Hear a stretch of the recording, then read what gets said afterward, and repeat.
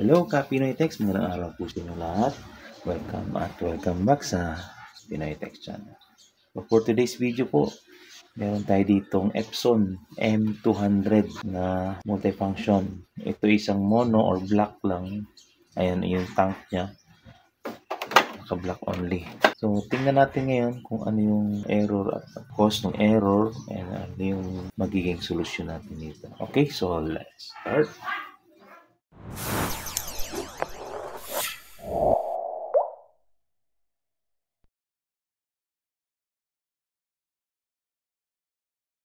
Okay, turn on muna natin ang printer. Yan. So, open lang natin. Obserbahan natin yung takbo ng yan. Mag-initialize. Okay.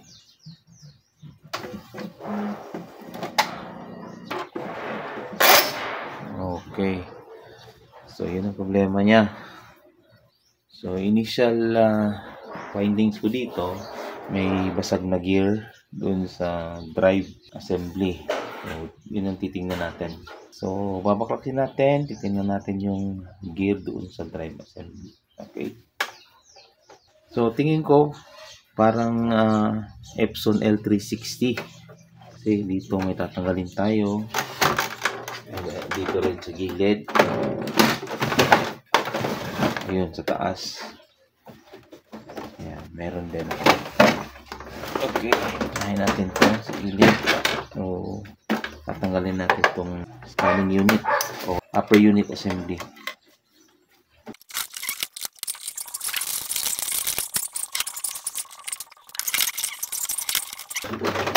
Ayan, so tanggal na yung upper unit.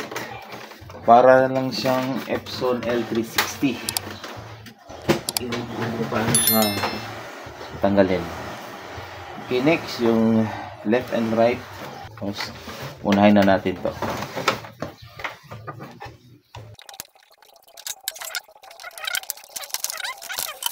Ayan yung ink tank niya. Isang tangke lang, black lang. So, meron siyang 1, 2, 3, 4, 5, 6.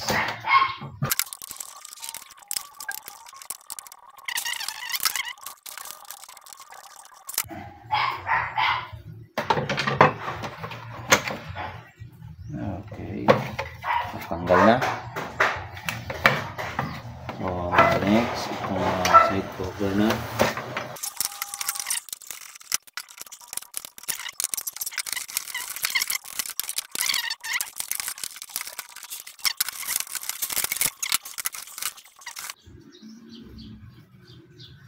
Titingnan natin tong loob na to.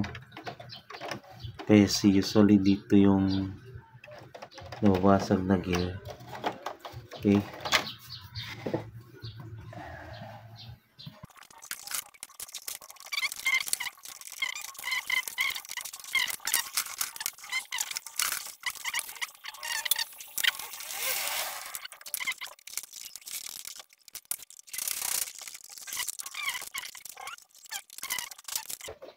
Malikod tayo.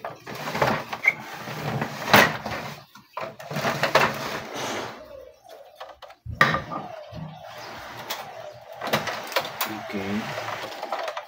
Wala siyang spring na nakakabit sa kanya.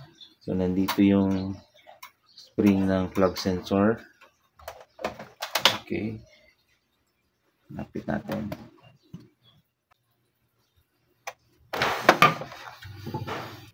Nangyayari, tatanggalin ko to.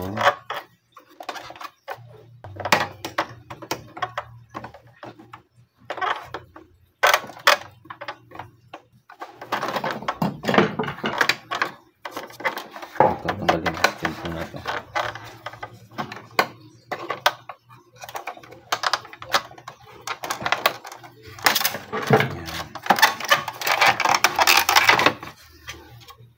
Okay.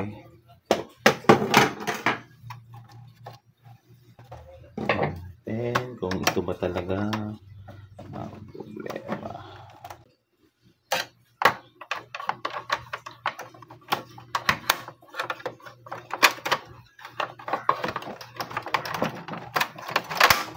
Yun.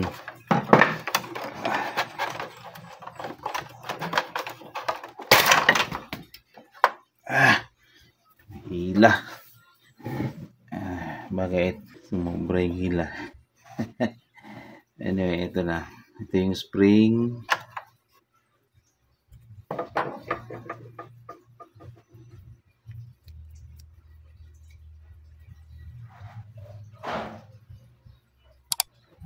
So dito, so mukhang wala siya dito. Wala dito ang problema. Usually dito yung nagkakaroon ng problema.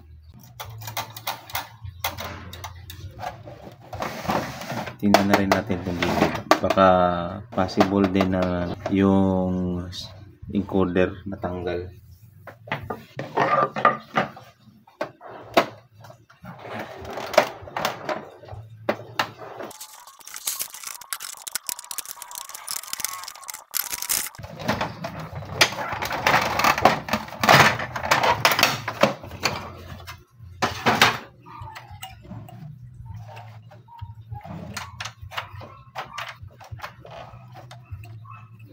Okay naman.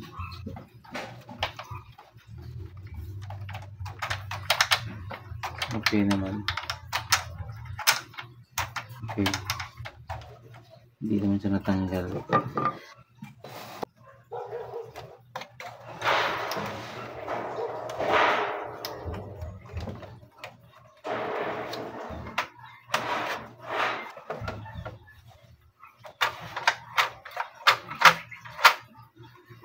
Sige, linisin na natin.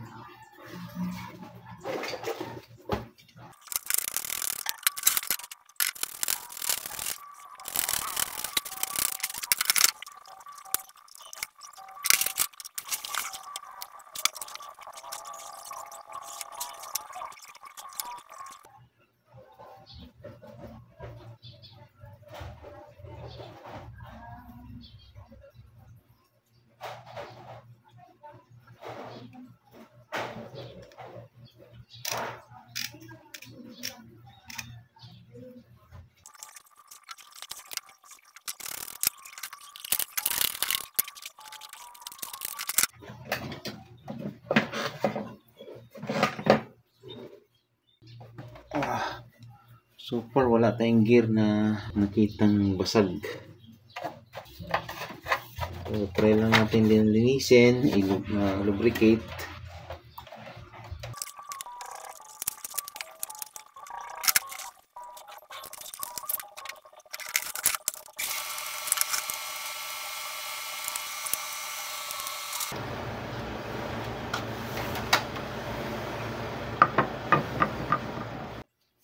Okay guys, matapos nating linisin yung gear at saka yung daanan na papel, nilinis ko na din. Sobrang alikabok, and then nilubricate ko yung dapat ilubricate doon. Ayan, binalik ko muna to, yung cover hindi ko pa binalik para matest lang natin kung okay na ba. And then isa side view ko siya para maobserbahan na rin natin yung ikot dito sa gilid. Okay, turn on natin. Ayan. Natin yung ikot dito.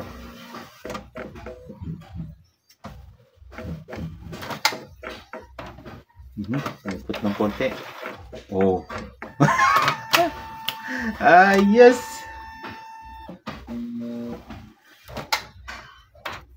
Oh. Okay. So hindi dito, posibleng doon sa kabila. Tingnan natin. Happen. Akala ko okay na.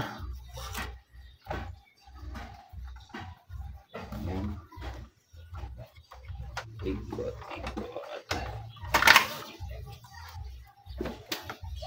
Wala naman po. Mukhang madumi nga yung encoder. Linisin natin yung encoder. So ako na. Hindi naman siya talagang madumi. Medyo linisin na natin.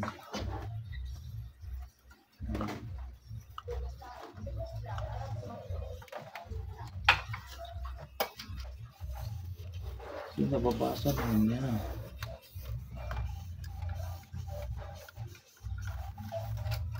Okay. Kasi kung lumihis din ito, hindi magre-read. Didiretso niya siya. Tingnan natin kung maluwag ba yung belt.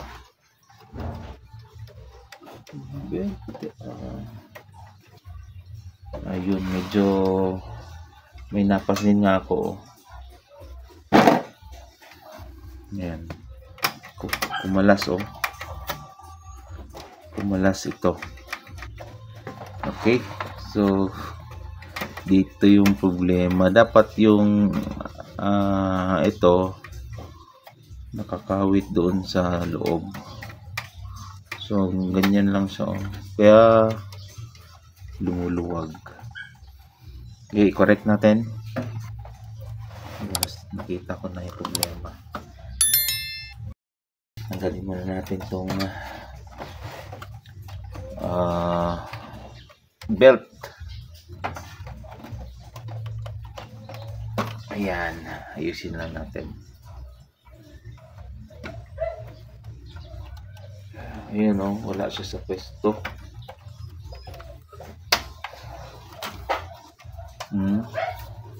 Yan oh. So, wala siya sa pwesto niya. Yun. Oh, yan oh, hindi na gumagalaw.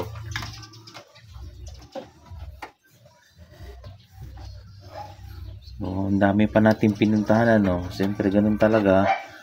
Kailangan mong i-troubleshoot kung saan yung mga possible cause ng problem. So, walang gear na nabasag. Well, i-test pa rin natin kung okay na to. And with hopefully, kasi yun lang nakita ko. Yun nga, una, nagtaka, bakit walang basag na gear? So, yun pala dito. Yan. And then,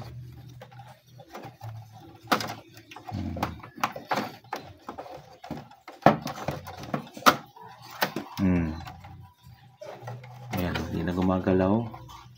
Ayan.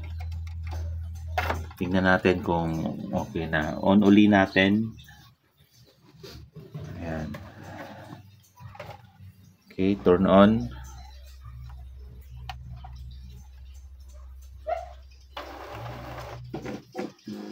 Ayan.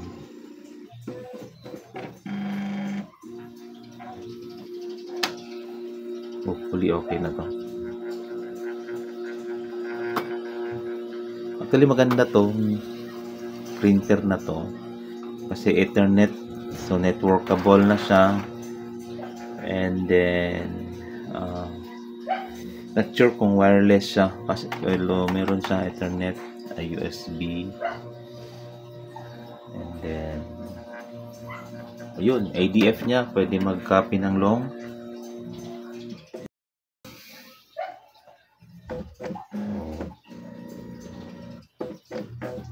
Okay,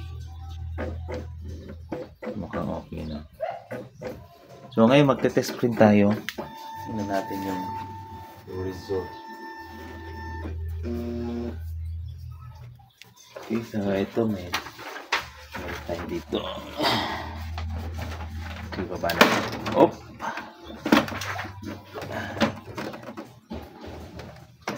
Hindi ko kasi na-screw. Ayan. Screw muna natin, baka lumagpot. So, punta tayo muna sa maintenance menu. Okay, layout, reduce, enlarge, paper size, quality, restore report, network setting, maintenance. Yan, nozzle check. Okay, start. Printing. Naku, may problema pa pala yung ano nyo. Walang print na block. Okay, jam. Marami parang problema to. Black, paper jam.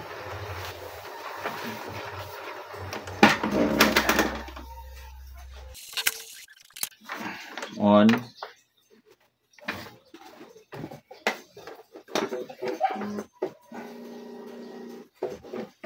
Taper jam, oh.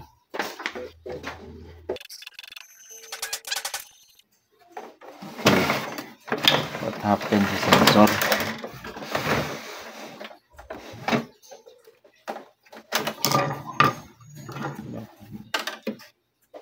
Ibig sabihin hindi ka bumalik. Oo nga.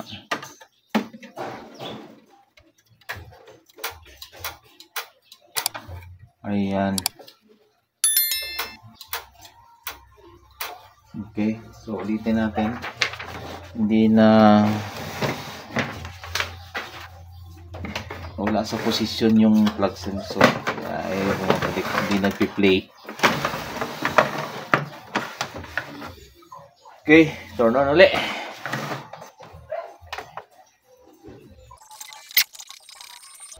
Menu, maintenance, press OK. Ano meron dito? Head cleaning, head alignment, scroll speed, power off. Wala siyang power cleaning, head cleaning lang. Okay, head cleaning muna tayo.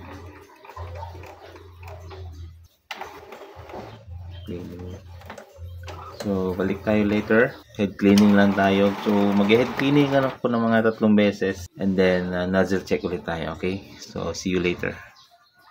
Okay guys, matapos nating in-execute yung head cleaning 3 beses, mag-nozzle check tayo at tingnan natin kung ano yung result nito. So punta tayo sa menu and then napila natin yung maintenance, then okay, and then nozzle check, press start. Ayan, printing. So later kakopy tayo. Try natin mag-copy and then mag-print na rin.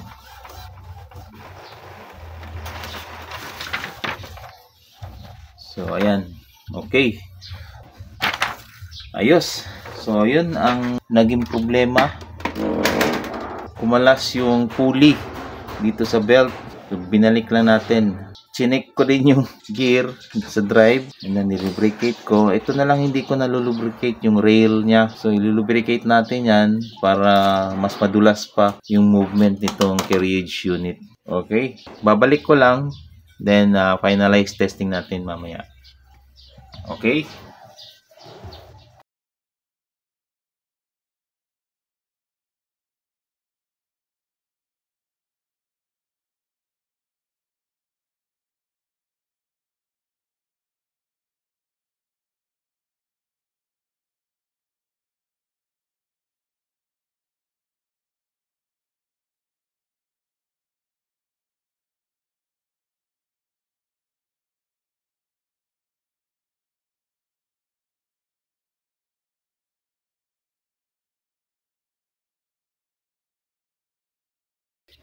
Okay guys, matapos na nating i-assemble ang lahat ng covers, itong upper unit, natapos ko na rin siyang i-lubricate yung rail para medyo madulas na yung movement ng carriage unit. So ngayon, test print tayo mula sa PC or sa laptop natin.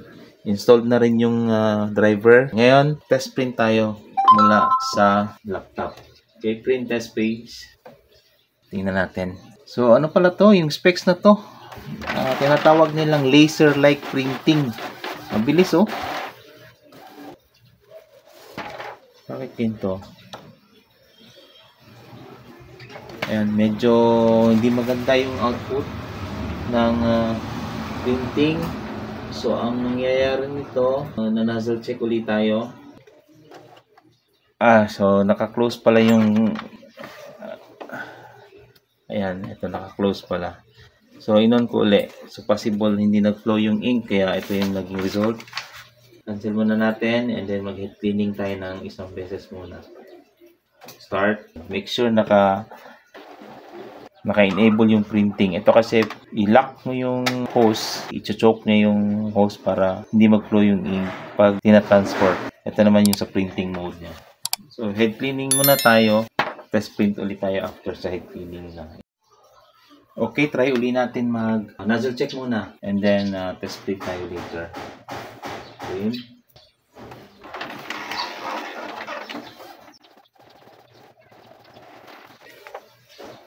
So, ayan na. Meron lang konting mga gaps. But, kanina kasi okay na. Ayan.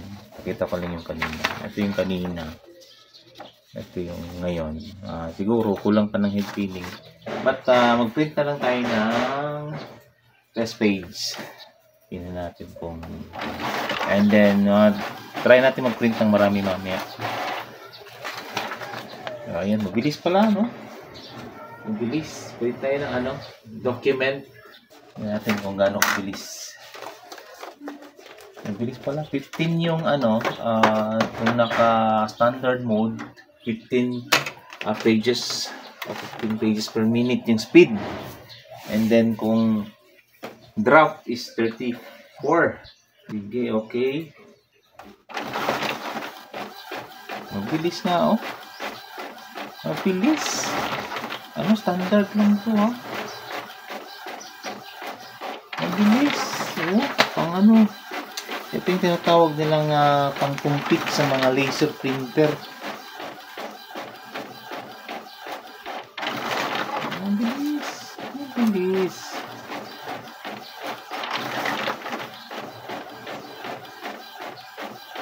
Okay.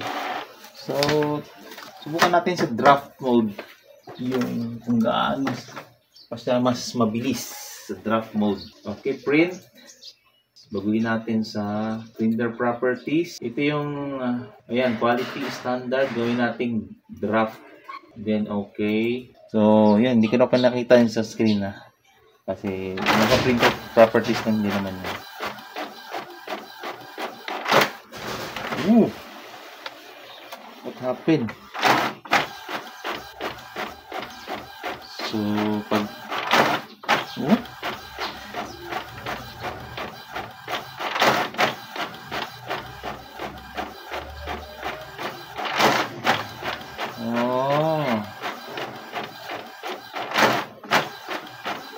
okay.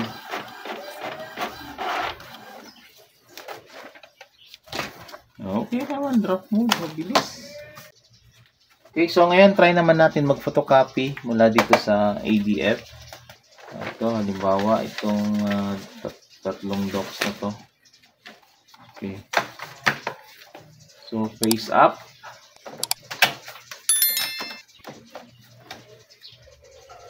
Okay, na-detect ng ADF na may papel.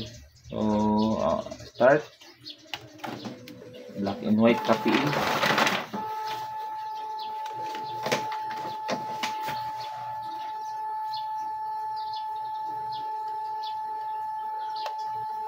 Mabagal yung scanning. Compare mo sa mga laser multifunction, gaya ng yung L2540 na brother. Ang bilis yun. Mabagal ang scanning. Mabilis siya sa printing.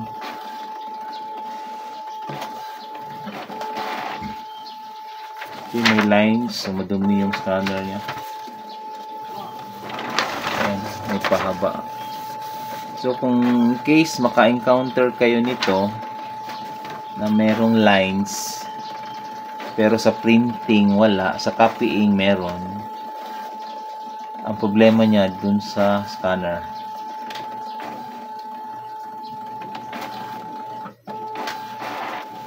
Ayan may mga lines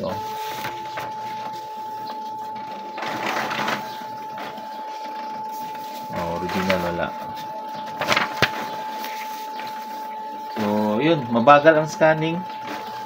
Pero kung ako papipiliin dito compare sa laser multifunction, doon pa rin ako sa laser multifunction.